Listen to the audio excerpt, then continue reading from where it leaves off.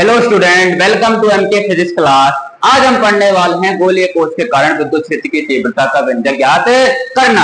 यह topic 3 number के लिए बोर्ड एग्जाम के लिए बहुत बहुत इंपॉर्टेंट है। वीडियो को बिना स्किप किए हुए लास्ट तक जरूर देखना है अपने को। तो गोलीय कोष के कारण विद्युत क्षेत्र की तीव्रता का व्यंजक कैसे ज्ञात करते हैं? तो मैंने बताया था कि समतल तार हो या समतल चादर हो, उनमें हमेशा विद्युत फ्लक्स की परिभाषा का यूज करो और गॉस के नियम का यूज करो। इसी प्रकार से गोलीय कोष के बारे में भी अपन विद्युत फ्लक्स की परिभाषा का यूज करेंगे और गाउस के नियम का भी उपयोग करेंगे। उन दोनों फॉर्मूलों से अपन आराम से इसकी डेरिवेशन को याद कर सकते हैं।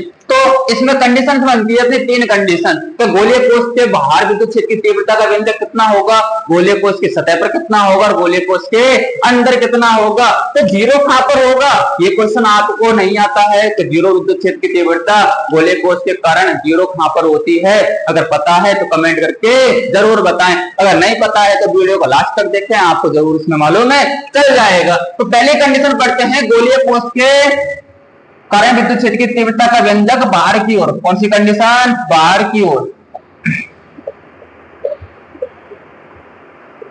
पहली वाली डेरिवेशन आपको समझ में आ जाती है तो 2 और 3 नंबर की जो डेरिवेशन है इसमें जो कंडीशन है वो आपको आसानी से समझ में आ जाएंगी, क्योंकि अपन वहां पर क्या करेंगे, इसको कॉपी पेस्ट करने वाले हैं। पहले मान लेते हैं कोई गोलीय कोष है। क्या है? गोलीय कोष है जिसकी त्रिज्या दे रखी है कैपिटल आर। जिसकी त्रिज्या कितनी दे रखी है? Capital R. अब इस गोलीय कोष पर, किस पर? गोलीय कोष पर जो आवेश होगा वो सतह पर होगा या कहां पर होगा, बता सकता है कोई? तो इस गोलीय कोष पर जो आवेश होगा वो कहां पर होगा? सतह पर होगा, क्योंकि मैंने बताया था संचालकों में जो आवेश होता है वो सतह पर समान रूप से वितरित होता है। जिसने भी वीडियो नहीं देखी हो यूट्यूब पर सर्च करें MK physics by Manish Sharma, वहां से वीडियो देखकर जरूर आए। तो आवेश कहां पर? इस पर समान रूप से क्या है? वितरित है। कहां पर वितरित होगा? सतह पर वितरित होगा। कहां वितरित होगा? सतह पर वितरित होगा। यहां तक बात समझ में आती है। मान लेते हैं इस केंद्र O से स्मॉल r दूरी पर, कितनी दूरी पर? स्मॉल r दूरी पर कोई पॉइंट क्या है? P है। कोई पॉइंट क्या है?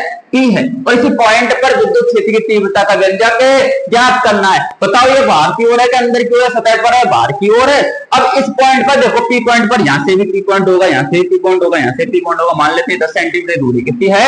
10 सेंटीमीटर की है। तो केंद्र से चारों साइड में 10-10 सेंटीमीटर का मैं अगर गोला बनाऊं तो क्या बनेगा अपने को? एक गोलीय पृष्ठ मिलेगा। क्या मिलेगा? गोलीय पृष्ठ मिलेगा। गोलीय पृष्ठ को क्या कहेंगे अपन? गाउसियन पृष्ठ कहेंगे। क्या कहेंगे?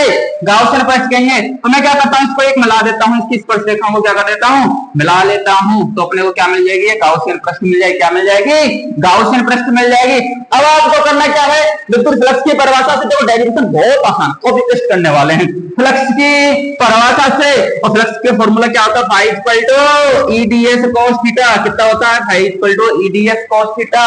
अब यहाँ पर थीटा पूछ रहा है। क्या पूछ रहा है? थीटा। तो थीटा कितना होगा बता सकता है कोई? देखो ई क्या है? विद्युत क्षेत्र की तीव्रता, और डीएस क्या है? क्षेत्रफल सदिश। तो ये बॉल वाला एग्जांपल लिया था, याद है आपको? तो बॉल में क्या होता था कि किसी बॉल को लो आप और बॉल के पॉइंट को देखो, किसी बॉल के पॉइंट को देखेंगे तो वहां पर जो बाहर की ओर होगा तो वो विद्युत क्षेत्र की तीव्रता हो गई।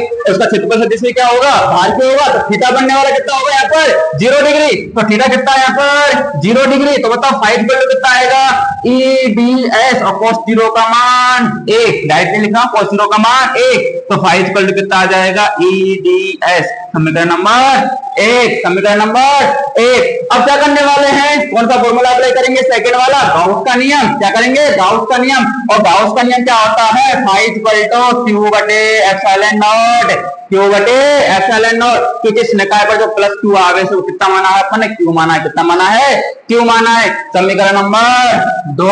समीकरण नंबर 2। तो देखो समीकरण 1 और 2 को देखो, लेफ्ट साइड इक्वल है तो राइट साइड भी क्या हो जाएगी? यहाँ पर इक्वल हो जाएगी। तो क्या मिलेगा अपने को? ईडीएस इक्वल टू क्यू बटे एप्सिलॉन नॉट। क्यू बटे एप्सिलॉन नॉट। बताओ ईडीएस इक्वल टू क्या मिला? क्यू बटे एप्सिलॉन नॉट। तो ई इक्वल टू क्या मिलेगा? क्यू बटे एप्सिलॉन नॉट इंटू डीएस। अब डीएस क्या है यहाँ पर? क्षेत्रफल। डीएस क्या है यहाँ पर? क्षेत्रफल। और किसी गोले के लिए क्षेत्रफल कितना होता है पता है आपको? 4 पाई आर स्क्वायर। कितना होता है? 4 पाई आर स्क्वायर। तो यहाँ पर डीएस कितना होगा बता सकता है कोई भी? 4 पाई आर स्क्वायर। कितना होगा? 4 पाई आर स्क्वायर। और डीएस की वैल्यू यहाँ पर पुट कर दें तो ई इक्वल टू कितना आएगा? क्यू बटे epsilon naught into 4 pi are square. कितना आ जाएगा? क्यू बटे epsilon naught into 4 pi are square. 4 pi square कहां जाएगा? कि गोले का क्या होता है? ये क्षेत्रफल होता है। अब यहां से देखो ये 1/4 पाई बन रहा है, इसको रीअरेंज कर रहा हूं। तो E इक्वल टू क्यू बटी क्या लिख सकता हूं मैं इसको, ऐसे लिख सकता हूं कि 4 पाई एप्सिलॉन नॉट इनटू में क्या है आर स्क्वायर। अरे हाँ है ना, क्लियर बात है यहाँ तक। 1/4 पाई एप्सिलॉन नॉट क्या होता है, के होता है। क्या होता है, के का मान किस किसको पता है, के का मान जिसको भी पता है वो कमेंट करके जरूर बताएं मुझे। तो E इक्वल टू क्या आएगा बोलो, 1/4 पाई एप्सिलॉन नॉट की जगह क्या आया, के आ गया, साथ में क्या बच रहा है, क्यू बच रहा है, अपन में क्या बच रहा है, आर स्क्वायर बच रहा है। तो E इक्वल टू क्या आया, के क्यू बटे आर स्क्वायर इक्वल टू कितना आया, के क्यू बटे आर स्क्वायर। ये वाला पॉइंट समझ में आया कि नहीं आया? अगर ये पॉइंट समझ में आ गया तो सेकंड पॉइंट भी आपको आसानी से समझ में आ जाएगा। अब किस पर निकालने वाले हैं, सतह पर। अब किस पर निकालने वाले हैं, सतह पर। मैं बिल्कुल कॉपी पेस्ट करने वाला हूं, क्या करने वाला हूं, कॉपी पेस्ट करने वाला हूं। रफ कर दो इसको फटाफट। देखो तो सतह के लिए क्या करेंगे, फटाफट से देखते हैं।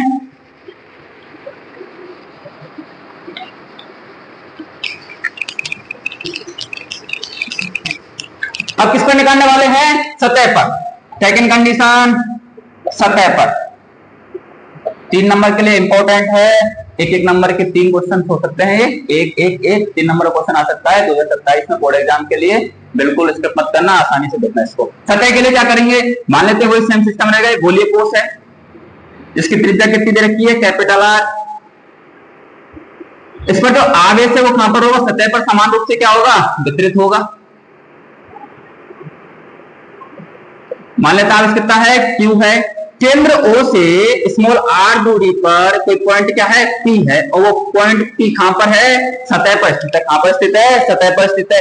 फिर एक गाउसियन पृष्ठ की कल्पना करेंगे तो सतह पर ही आएगी। तो यहां से दिख रहा है डायग्राम से स्मॉल r किसके इक्वल है, कैपिटल आर के। स्मॉल आर किसके इक्वल है, कैपिटल आर के। तो फॉर्मूला पता है, क्या यूज करेंगे पर पता है, phi equal to EDS cos theta.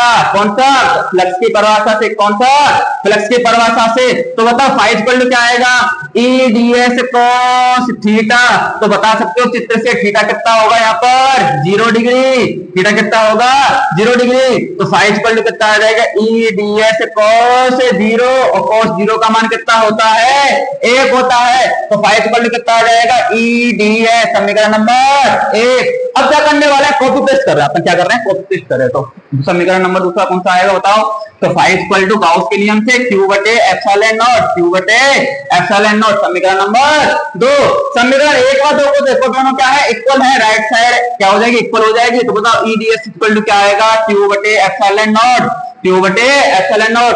और डीएस क्या है यहाँ पर, क्षेत्रफल किसका, गोले। अब बताओ गोले का क्षेत्रफल में 4 pi are square, small are होगा कैपिटल आर होगा, कौन सा होगा, कैपिटल आर होगा। क्यों होगा, क्योंकि सतह पर ले रहे, किस पर ले रहे, सतह पर ले रहे। तो बताओ क्या आएगा, ई डीएस का मान कितना हो जाएगा, 4 pi capital R square equal to q बटे एप्सिलॉन नॉट। तो ई इक्वल टू क्या आ जाएगा बोलो, क्यू बटे epsilon naught into 4 pi are square, नीचे चला जाएगा तो 4 pi capital R square. Clear बात है। तो 1/4 पाई एप्सिलॉन नॉट हो रहा है, देखो ये इक्वल टू क्या हो जाएगा, क्यू बटे 4 पाई एप्सिलॉन नॉट। इसको मैंने रीअरेंज किया, 4 पाई एप्सिलॉन नॉट इनटू में क्या बच रहा है, कैपिटल आर स्क्वायर। क्या बच रहा है, कैपिटल आर स्क्वायर। तो ई इक्वल टू क्या आएगा बोलो, 1/4 पाई एप्सिलॉन नॉट क्या होता है, के होता है। तो इसकी जगह के आ गया, क्यू बच रहा है, नीचे क्या बच रहा है, आर स्क्वायर बच रहा है। यहाँ तक बात समझ में आए कि नहीं आए।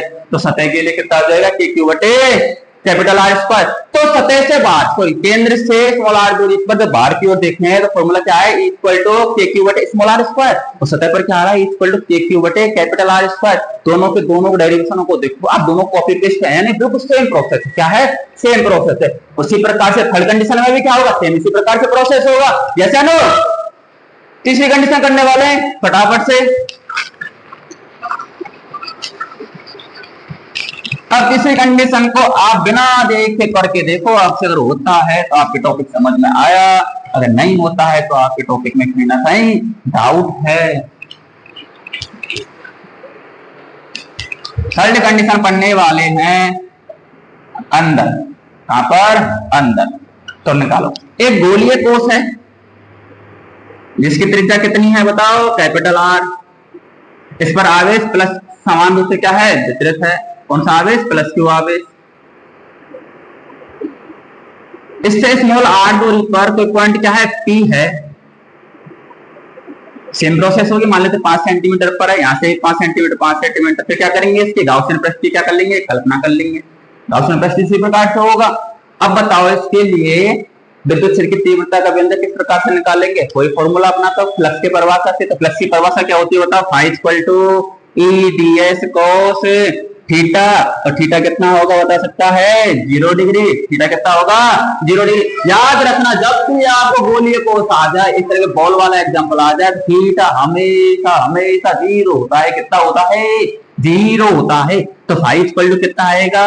ई डी एस कोस 0। थीटा कितना?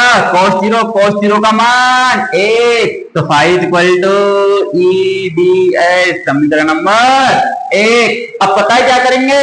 क्या करेंगे कमेंट करके बताओ क्या करेंगे? गाउस का नियम अप्लाई करेंगे। और गाउस का नियम क्या होता है? फाई इक्वल टू क्यू बटे एप्सिलॉन नॉट समीकरण नंबर 2। समीकरण नंबर 2। समीकरण 1 मान 2 से तो E D S equal to कितना आएगा? क्यू बटे एप्सिलॉन नॉट। क्यू बटे एप्सिलॉन नॉट। यहां तक बात समझ में आई कि नहीं आई आपको? पक्की आ गई। अब इसमें इंटरेस्टिंग चीज क्या है? पॉइंट क्या है कि गोले के अंदर किसी सुचालकों के अंदर जो आवेश होता है वो कहां पर होता है भैया? 0 होता है। अंदर कितना होता है? 0 होता है। क्योंकि जो आवेश होता है वो सतह पर क्या होता है? समान रूप से वितरित होता है। तो क्या करेंगे? सुचालकों में क्या लिखेंगे? एक नोट डाल के, सुचालकों में अंदर आवेश कितना होता है? 0 होता है। आवेश 0 होता है। तो अंदर वाली कंडीशन में आवेश कितना हो जाएगा? 0 हो जाएगा। तो मतलब Q इक्वल टू कितना होगा? यहाँ पर 0 होगा। Q इक्वल टू कितना होगा? 0। क्योंकि सुचालकों में जो आवेश होता है सतह पर रूप से समान रूप से क्या होता है? वितरित होता है। तो अंदर कितना होता है? 0 होता है। तो 0 हो गया। Q कितना हो गया? 0। तो बोलो E D S equal to कितना हो जाएगा? 0 बटे एप्सिलॉन नॉट। और 0 में किसी का भाग देंगे क्या आएगा? 0 आएगा। तो E D S equal to कितना मिलेगा अपने को? 0। तो ई इक्वल टू कितना मिलेगा? 0 मिल जाएगा। कितना मिल जाएगा? 0। और यही क्वेश्चन आपके लिए एमसीक्यू के लिए इंपॉर्टेंट है कि गोलीय कोश में अंदर की ओर विद्युत क्षेत्र की तीव्रता का मान कितना होता है? आपको 4 ऑप्शन देगा। पहला ऑप्शन दे देगा 0, दूसरा ऑप्शन दे देगा के क्यू बटे स्मॉल आर स्क्वायर, तीसरा दे देगा के क्यू बटे कैपिटल आर स्क्वायर, चौथा दे देगा इनमें से कोई नहीं। तो राइट आंसर क्या हो जाएगा? 0। कितना हो जाएगा? 0। इस प्रकार से एमसीक्यू में सतह के लिए पूछ सकता है, बाहर के लिए भी पूछ सकता है। तो अगर ये एमसीक्यू में पूछे तो इस प्रकार से पूछेगा। और अगर आपसे 3 नंबर का पूछता है तो पूरी की पूरी डेरिवेशन पूछेगा, अंदर बाहर और सतह के लिए। अगर वीडियो पसंद आए तो लाइक करना, कमेंट करना और सब्सक्राइब जरूर करना। आज हमारा पूरा कॉन्सेप्ट क्लियर हो जाता है चैप्टर फर्स्ट का। कल की जो क्लास होगी वो बहुत इंपॉर्टेंट होने वाली है। क्यों होने वाली है? क्योंकि कल हम पढ़ने वाले हैं बहुत सारे न्यूमेरिकल, जिसमें अपन पढ़ेंगे विद्युत क्षेत्र की तीव्रता का फॉर्मूला कैसे अप्लाई करते हैं, कूलॉम बल का फॉर्मूला कैसे अप्लाई करते हैं, और गाउस के नियम भी अपन कैसे अप्लाई करते हैं। और गाउस का नियम अप्लाई करके सारे के सारे न्यूमेरिकल्स 2-3 स्टेप में खत्म करने वाले हैं अपन। तो कल की क्लास बहुत शानदार होने वाली है। जिसने भी पूरे कॉन्सेप्ट नहीं देखे आज तक की वीडियो देखकर पूरे कॉन्सेप्ट क्लियर कर लें, और कल की क्लास में पूरे कॉन्सेप्ट क्लियर होने के बाद ही जरूर बैठें, तभी आपके न्यूमेरिकल सॉल्व हो पाएंगे। Thank you.